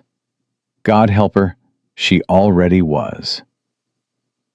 By mid-morning, 3 riders came up the ranch road from town. Abigail was sitting on the back porch, trying to hold a cup of coffee between her bandaged palms when she saw the dust. Colton spotted them first. Riders coming, 3. One of them's the sheriff. Abigail set down the coffee. Her stomach dropped. Roy came out of the bunkhouse. Virgil appeared from behind the barn. Even Dutch hauled himself to the bunkhouse door and stood there, one hand on the frame, looking like a man ready to fight from a hospital bed. Silas crutched out of the house. He stood on the porch and watched the riders come. Sheriff Tom Haskell was a big man, wide-shouldered, fair-minded by reputation, but slow to act against popular opinion. Beside him rode Clara Breckenridge's husband, Walter, a town councilman who let his wife do his thinking. And beside Walter rode Ezra Poole, looking like a man being led to his own execution and pretending it was a parade. They stopped at the gate. Haskell dismounted, tipped his hat toward the porch. Silas. Tom, mind if we come in? Depends on what you're here for. Haskell shifted his weight. Got a complaint filed this morning. Mrs. Breckenridge and 3 other women from the church auxiliary. They're saying you're harboring an engaged woman on your property against the wishes of her intended. Silas didn't move. Is that what they're saying? It is. And you rode all the way out here on the word of Clara Breckenridge. I rode out here because I have to, Silas. You know how this works. Complaint gets filed, I investigate. I don't like it any more than you do. Abigail stood up from the back porch. She walked around the house to the front, her bandaged hands at her sides, and stepped into full view. Ezra saw her, and his face did something complicated. Hope and shame and longing all tangled up together like wire after a storm. Miss Turner, Haskell said, I need to ask you some questions. Ask them. Are you engaged to this man? No. Were you ever engaged to him? No. He courted me in Missouri. His mother disapproved. He ended it. That's the whole story. Mr. Poole says different. Says you were promised, and you ran. Abigail looked at Ezra. Really looked at him. Ezra, tell the truth, right now, in front of God and these men. Did you ever put a ring on my finger? Ezra's mouth worked. His eyes darted to Haskell, to Silas, back to Abigail. No, he said, almost a whisper. No, I didn't. Did you ever speak to my father about a wedding? No. Did you ever once, in 3 months of bringing me wildflowers and walking me home from church, say the words, I want to marry you." Silence. "No," Ezra said. "I didn't." Abigail turned to Haskell.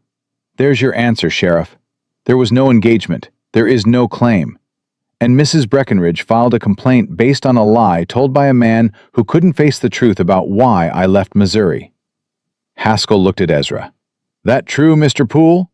You told Mrs. Breckenridge you were engaged?" Ezra stared at the ground. His hat was in his hands again. That same posture, that same weak bend of the neck. And Abigail realized something that hit her like cold water. She wasn't angry at him anymore. She was sorry for him. Sorry for a man who was so afraid of being alone that he'd chased a woman across 1,000 miles rather than face the emptiness he'd created.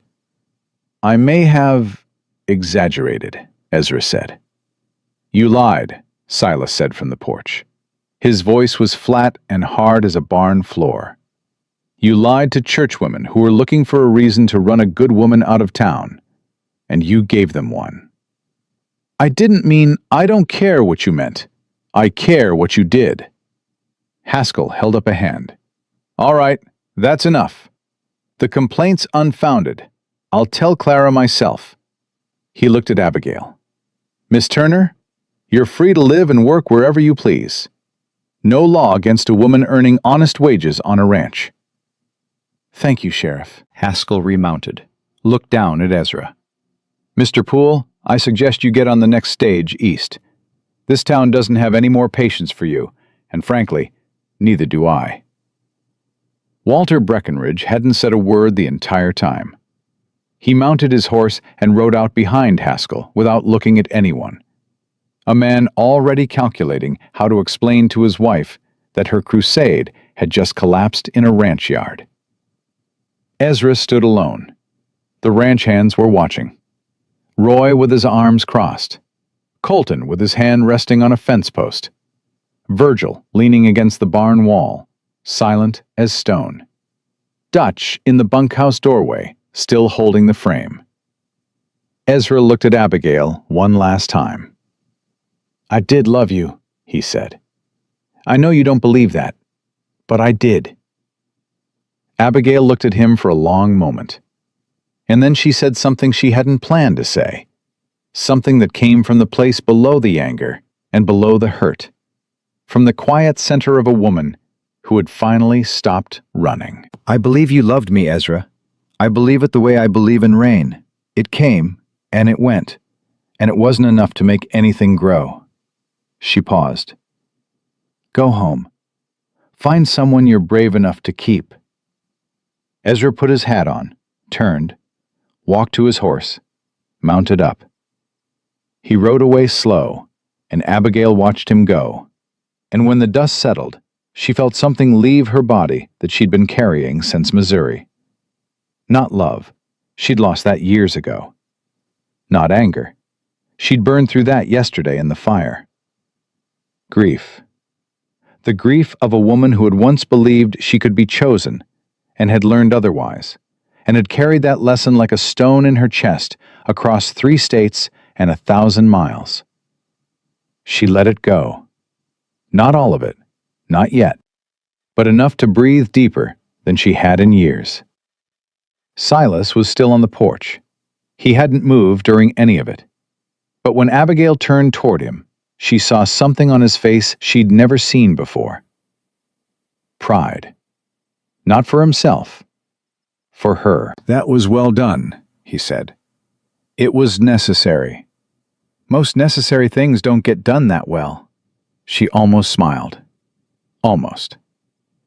"I'm going to check your ankle now." "It's fine."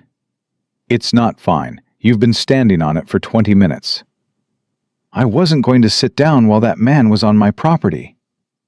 Stubborn. Consistent. She climbed the porch steps. He was taller than her, even on a crutch, and she had to look up, and for 1 second, just one, they were close enough that she could feel the warmth coming off him, like heat from a banked fire. "Inside," she said. "Now." He went. She rewrapped his ankle at the kitchen table. Her burned hands made the work slow, clumsy. She fumbled a knot and hissed through her teeth at the pain. Silas reached down and held the bandage in place while she tied it. His hand brushed hers, just the fingers, just the tips, through the linen. Neither of them pulled away. "Abigail." "Don't," she said. "Don't what?" "Don't say something kind right now. I can't handle kind right now. I'm held together with bandages and stubbornness. And if you say something kind, I'll fall apart. And I don't fall apart." Silas was quiet for a moment. Then he said, "I wasn't going to say something kind. I was going to say your knot is crooked." She looked at the knot. It was crooked. She laughed, a real laugh, unexpected, pulled out of her like a splinter. And then she was crying. And then she was laughing again. And Silas sat there and held the bandage and didn't say a word. When she finished, the laughing and the crying and the strange, broken sound that was both, she wiped her face with the back of her wrist and said, "I'm sorry." "Don't be." "I don't do that. I don't fall apart." "Maybe you should do it more often." "That's terrible advice." "I'm a rancher, not a philosopher." She tied the knot again, straight this time, professional. "There," she said. "Stay off it." "Yes, ma'am." She stood to leave, got as far as the door. "Abigail." She stopped, didn't turn. "Sarah, my wife. She used to say that God doesn't send you what you want. He sends you what you need. And then he watches to see if you're smart enough to recognize it."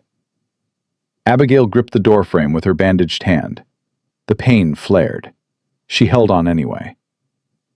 "I'm a slow man," Silas said, "but I'm not blind."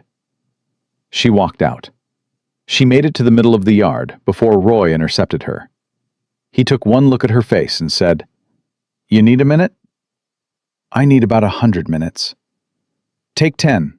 I'll handle the afternoon." He paused. "Abigail?" "Yeah?" Whatever he said in there, he meant it. That man hasn't said a word he didn't mean since his wife died. Maybe before. She nodded, walked to her cabin, sat on the cot. She held her hands up in front of her, bandaged, burned, shaking. The hands that had saved Dutch, carried Silas, pushed Ezra away, held this whole ranch together with catgut and comfrey and the refusal to stop being useful. And now a man was telling her, not in poetry, not in flowers, not in pretty words, but in the plain, blunt language of a Wyoming rancher, that she was something more than useful, that she was needed, that she was recognized, that she was seen. And it terrified her more than the fire, because fire she could walk through. Fire had an edge and a direction and an end. But being seen, really seen, by a man whose eyes she trusted, that had no edge, no boundary, no exit. Once you let someone see you, you couldn't take it back. You couldn't wrap yourself in a wet blanket and plow through. You just had to stand there, exposed, and hope they didn't look away. Abigail lay back on the cot and stared at the ceiling. She thought about her mother. "You'll never be wanted, Abigail. Best you learn to be useful." She thought about Ezra. "I can't marry a woman the whole town will laugh at." She thought about every boarding house door that closed, every chair that creaked, every sidewalk that went quiet, every meal eaten alone on a back porch because eating in front of people who judged her body was a performance she refused to give. And then she thought about Silas Mercer, sitting at his kitchen table, holding a bandage while she tied a crooked knot, saying, "I'm a slow man, but I'm not blind." She pressed her palms together. The linen was rough between her hands. The blisters burned beneath. "All right," she whispered. "All right." She didn't know who she was talking to. God, maybe. Her mother's ghost. The version of herself that had spent 26 years learning to be invisible. "I hear you," she said. "I'm scared." But I hear you." The cabin was quiet. The evening wind pressed against the walls like a hand on a shoulder. And somewhere in the main house, Silas Mercer sat at his kitchen table, across from his dead wife's empty chair, and said to the silence, "I know, Sarah. I know. I'm working on it." Then he stood up, slowly, carefully, weight on the crutch, and he opened the top drawer of the sideboard. Inside, beneath a folded handkerchief and a stack of old letters, was a small wooden box. Inside the box was a ring. Gold. Simple. Sarah's wedding band. He didn't take it out. He just looked at it. Then he closed the drawer and sat back down and watched the last light die through the kitchen window. And he thought about a woman who had walked through fire for him, and how the bravest thing he'd ever seen wasn't a man on horseback or a soldier in uniform, but a woman his town called Too Big, wrapped in a wet blanket, running towards smoke when every sane person alive would have run the other way. He thought about that for a long time, and when the dark came, he didn't light the lamp. He just sat there.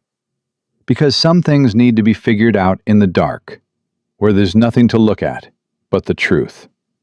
3 days passed, and Abigail didn't go near the main house. She told herself it was practical. Her hands were healing. She needed rest. Dutch was up and walking now, slow but steady, and Roy had taken over the morning dressings with a competence that surprised everyone, including Roy. But the truth was simpler and harder than any of that. She was afraid. Not of Silas, not of what he'd said, but of what would happen if she walked back into that kitchen and sat down at that table and let herself be seen again. Because the last time she'd let a man see her, really see her, he'd handed her back like a borrowed coat that didn't fit. So she worked. She organized the supply shed with her bandaged hands. She made inventory lists she dictated to Colton because she couldn't grip a pencil. She supervised Roy's medical work from a distance, correcting his technique without touching anything herself. And she avoided Silas Mercer the way a person avoids a mirror when they're not ready to look at themselves. Silas noticed. Of course he noticed. The man noticed everything. He noticed when a fence post was leaning 2 degrees off-center. He noticed when a horse favored its left hind before the limp was visible. He noticed the wind shift an hour before the weather changed. He noticed that Abigail Turner had stopped coming to the main house. On the 3rd evening, he sent Colton. "Boss wants to see you," Colton said, leaning against the supply shed door. "Says his ankle needs checking." "Roy can check it." "He asked for you." "Tell him I'm busy." Colton looked at her. He was young, but he wasn't stupid. "Ma'am, I ain't getting in the middle of whatever this is, but I'll tell you what I told my sister when she was dodging the blacksmith back in Kansas. Running from a good man is still running, and you don't strike me as a woman who runs." Abigail stared at him. "I'll tell him you'll come by after supper," Colton said, and left before she could argue. She went after supper. She knocked on the door the way she always did. Once, firm, professional. "Come in." He was at the kitchen table, crutch against the wall, foot propped up. But his ankle wasn't what caught her attention. The table was set. 2 plates, 2 forks, 2 cups, a pot of stew. Roy's recipe, she could tell by the smell, because Roy put too much salt in everything.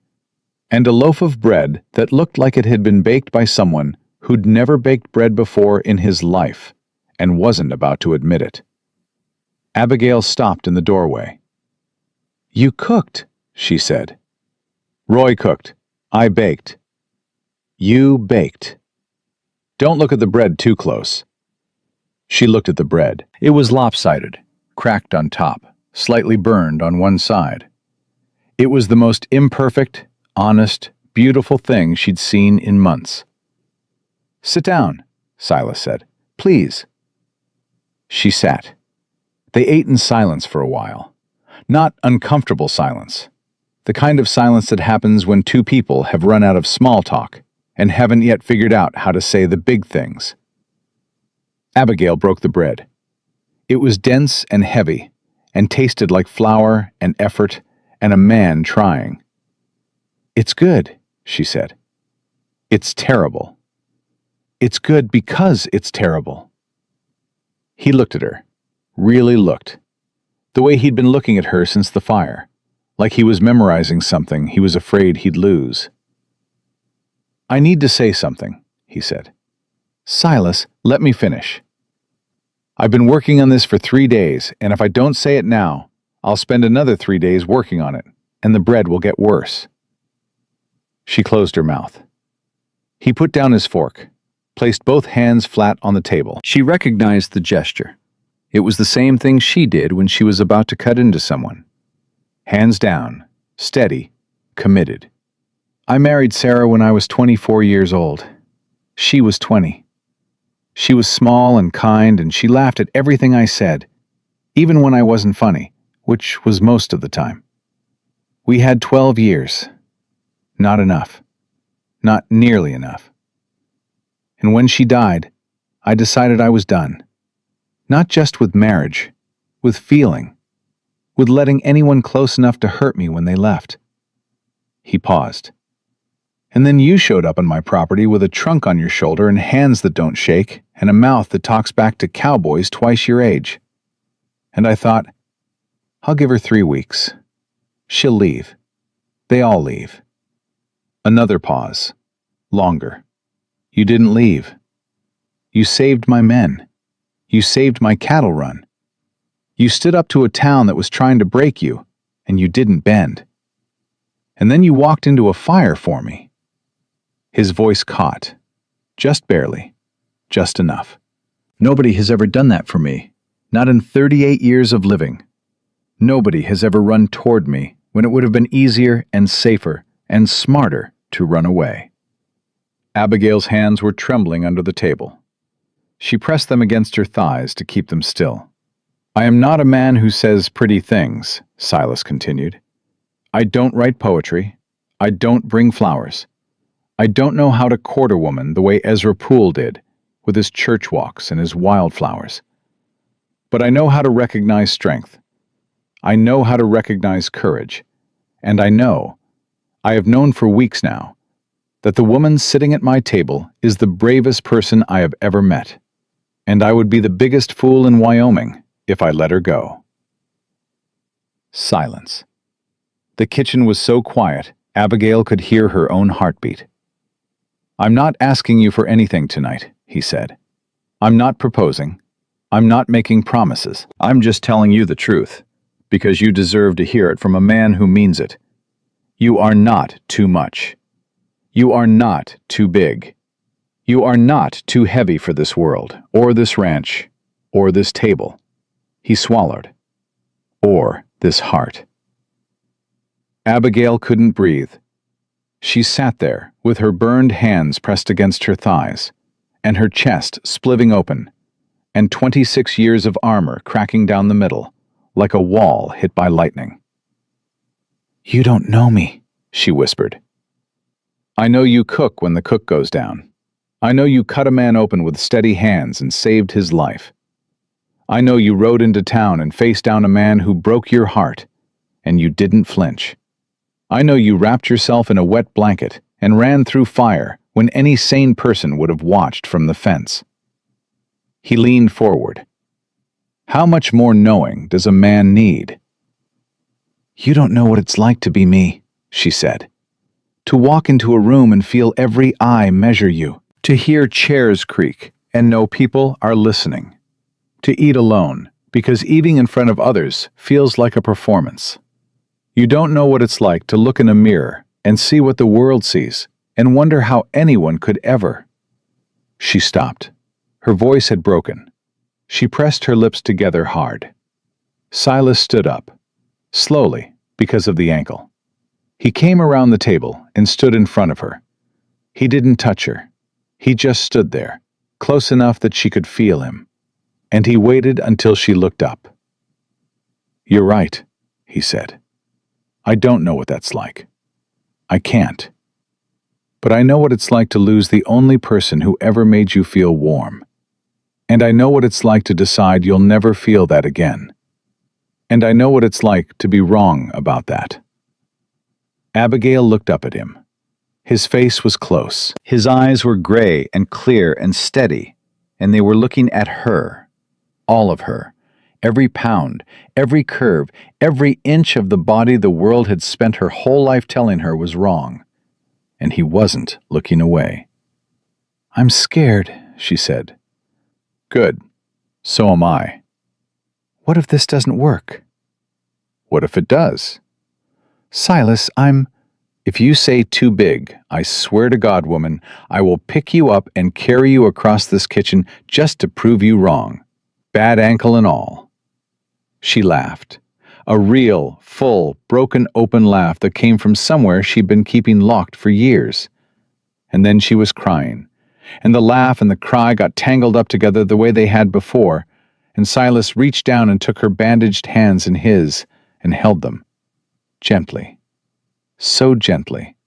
Like he was holding something he understood was hurt and healing and worth being careful with. "Stay," he said. One word. The same word from the outline. The same word from every story about two broken people finding each other in the middle of nowhere. But it didn't sound like a story. It sounded like a man. A real man, standing in his dead wife's kitchen, holding the burned hands of a woman the world called too much, and saying the only word that mattered. "I don't stay small," Abigail said. "I won't shrink for you. I won't eat less or talk less or take up less space. This is me, all of me, and there's a lot of me." "I know," Silas said. "That's the part I like." She stood up. They were close now, closer than they'd ever been. She was shorter than him, but wider, and he was lean and weathered and scarred, and together they looked like nothing that belonged on the greeting card or a church portrait. They looked like two people who had survived enough to recognize survival in each other.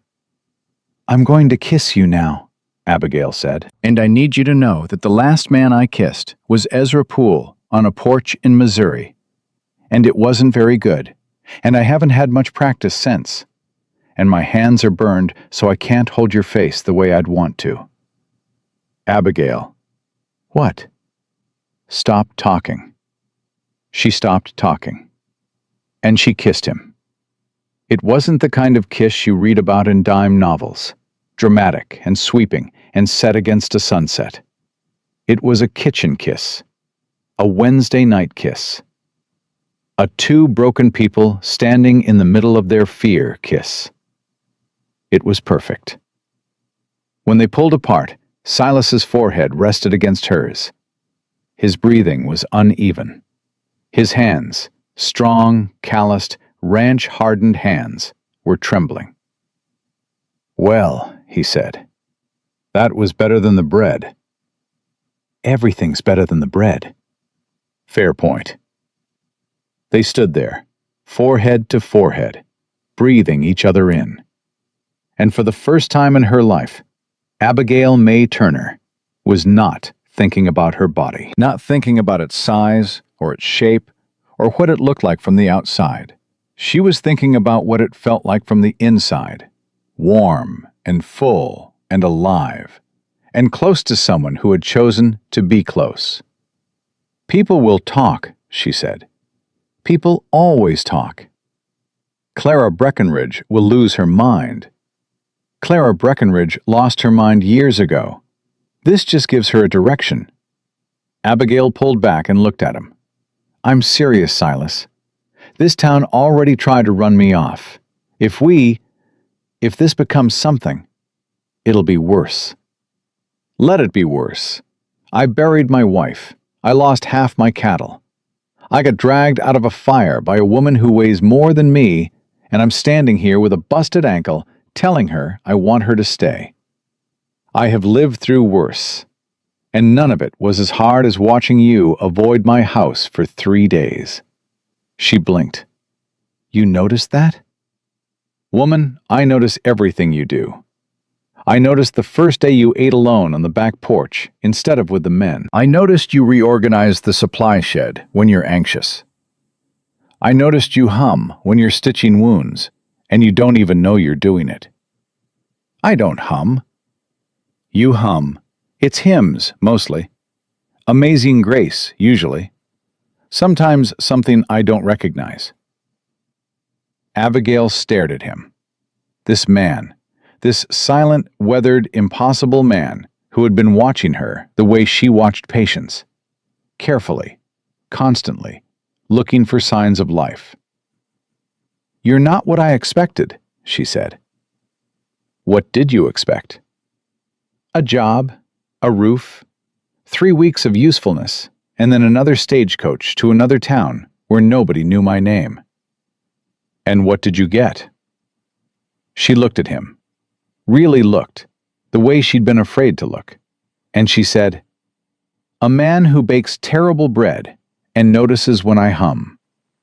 He kissed her again. This time his hand came up to the side of her face, cupping her jaw, his thumb rough against her cheek. And this time she wasn't thinking about Ezra Poole, or her mother's voice, or the boarding house doors, or any of it. She was just there, in that kitchen, with him. Present.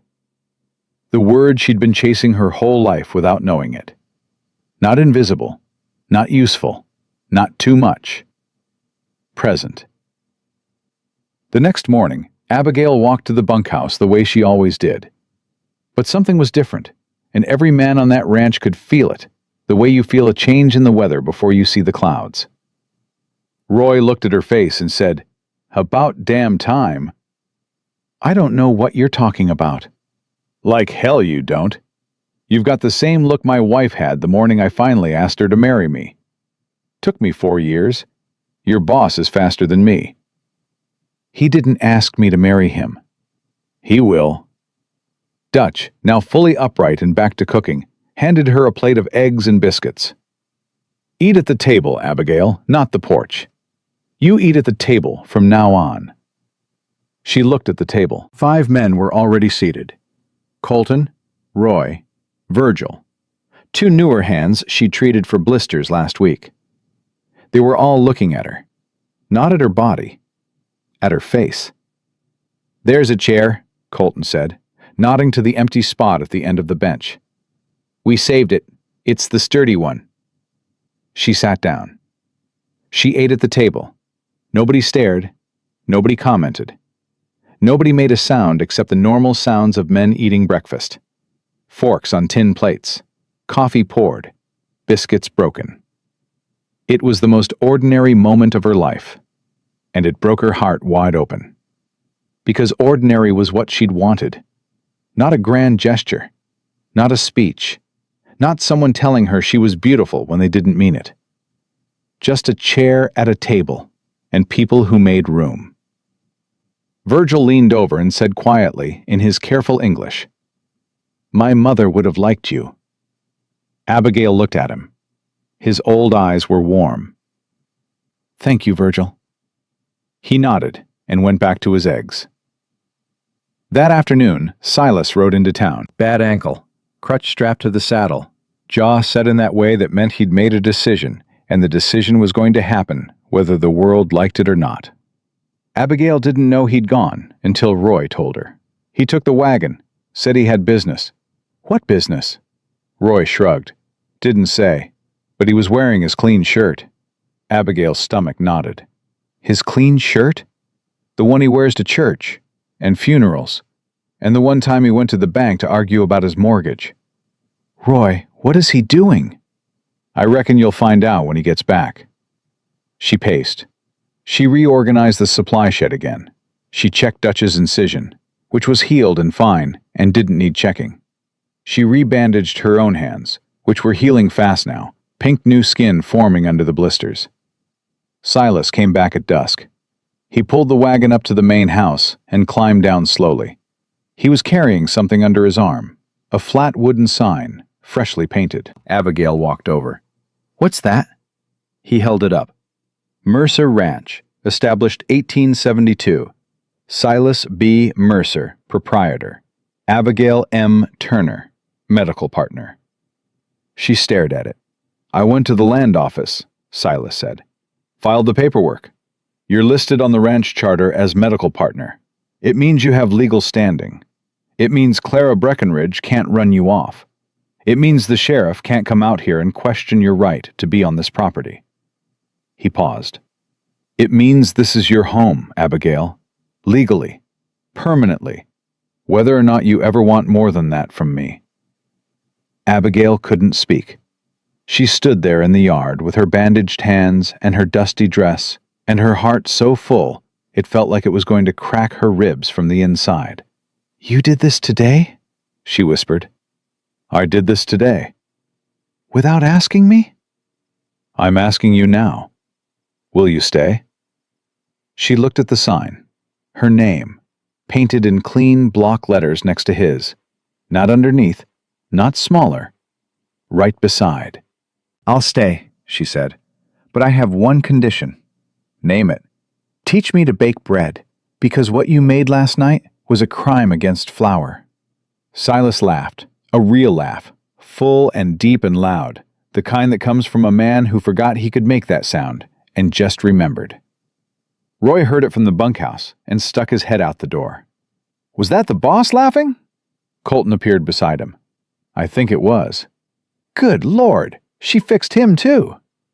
Abigail took the sign from Silas's hands. She held it against her chest, her name pressed over her heart, and she looked at this man, this stubborn, quiet, impossible man who had given her a job and a cabin and a place at his table, and then walked through fire with her, and came out the other side holding a sign with her name on it. Silas Mercer, she said, I need you to know something. What? I am going to love you. Not because you saved me, because you didn't. Not because you're kind, because you're barely kind most days. Not because you see past my body, because I don't want a man who sees past it. I want a man who sees all of it, and stays anyway. She stepped closer. I am going to love you with the same hands that pulled you out of the fire, with the same stubbornness that carried me across 3 states, with every single pound of this body that the world told me was too much. She held his gaze. And it's going to be a lot of love, Silas, because there's a lot of me. He reached out and took her hands, held them, scarred and burned and healing and strong. I can handle it, he said. You sure? I survived a stampede, a prairie fire, and your bedside manner. I can handle anything. She kissed him in the yard, in full view of the bunkhouse, the barn, the corral, and 5 ranch hands who were absolutely not watching from various windows and doorways. Roy turned to Colton. You owe me $2. I never bet you $2. You implied it. That ain't how betting works. It is on this ranch. That night, Abigail sat on the porch of the main house. Not her cabin. The main house. Silas sat beside her, his crutch leaning against the rail, his leg stretched out, his shoulder touching hers. The new sign hung by the front gate. She could see it from where she sat, even in the dark. Or maybe she just knew it was there, and that was enough. Silas? Yeah? My mother told me when I was 14 that no man would ever want me, that I should learn to be useful because I'd never be loved. He was quiet. She was half right, Abigail said. I did learn to be useful. I learned it so well I forgot there was anything else. And then I came here, and I was useful, and it was enough. I told myself it was enough. Was it? No, but I didn't know that until you left firewood at my door, and asked what medicine I needed, and sat across a fire, and looked at me like I was a person instead of a problem. Silas's hand found hers in the dark. Bandaged fingers laced through calloused ones. Your mother was wrong, he said. I know that now. She was wrong about all of it. I know. He squeezed her hand. I'm going to spend a long time making sure you don't forget. She leaned into him. He was warm, solid, real. Not a fantasy. Not a dime novel cowboy. A man who smelled like horse sweat and lye soap and bread that didn't quite rise. Silas? Yeah? I don't stay small. I know. I mean it. I'm loud, and I take up space, and I eat a full plate, and I speak my mind, and I don't shrink to make other people comfortable. I know all of that, Abigail. And you still want me here? He turned and looked at her. In the dark, she couldn't see his eyes,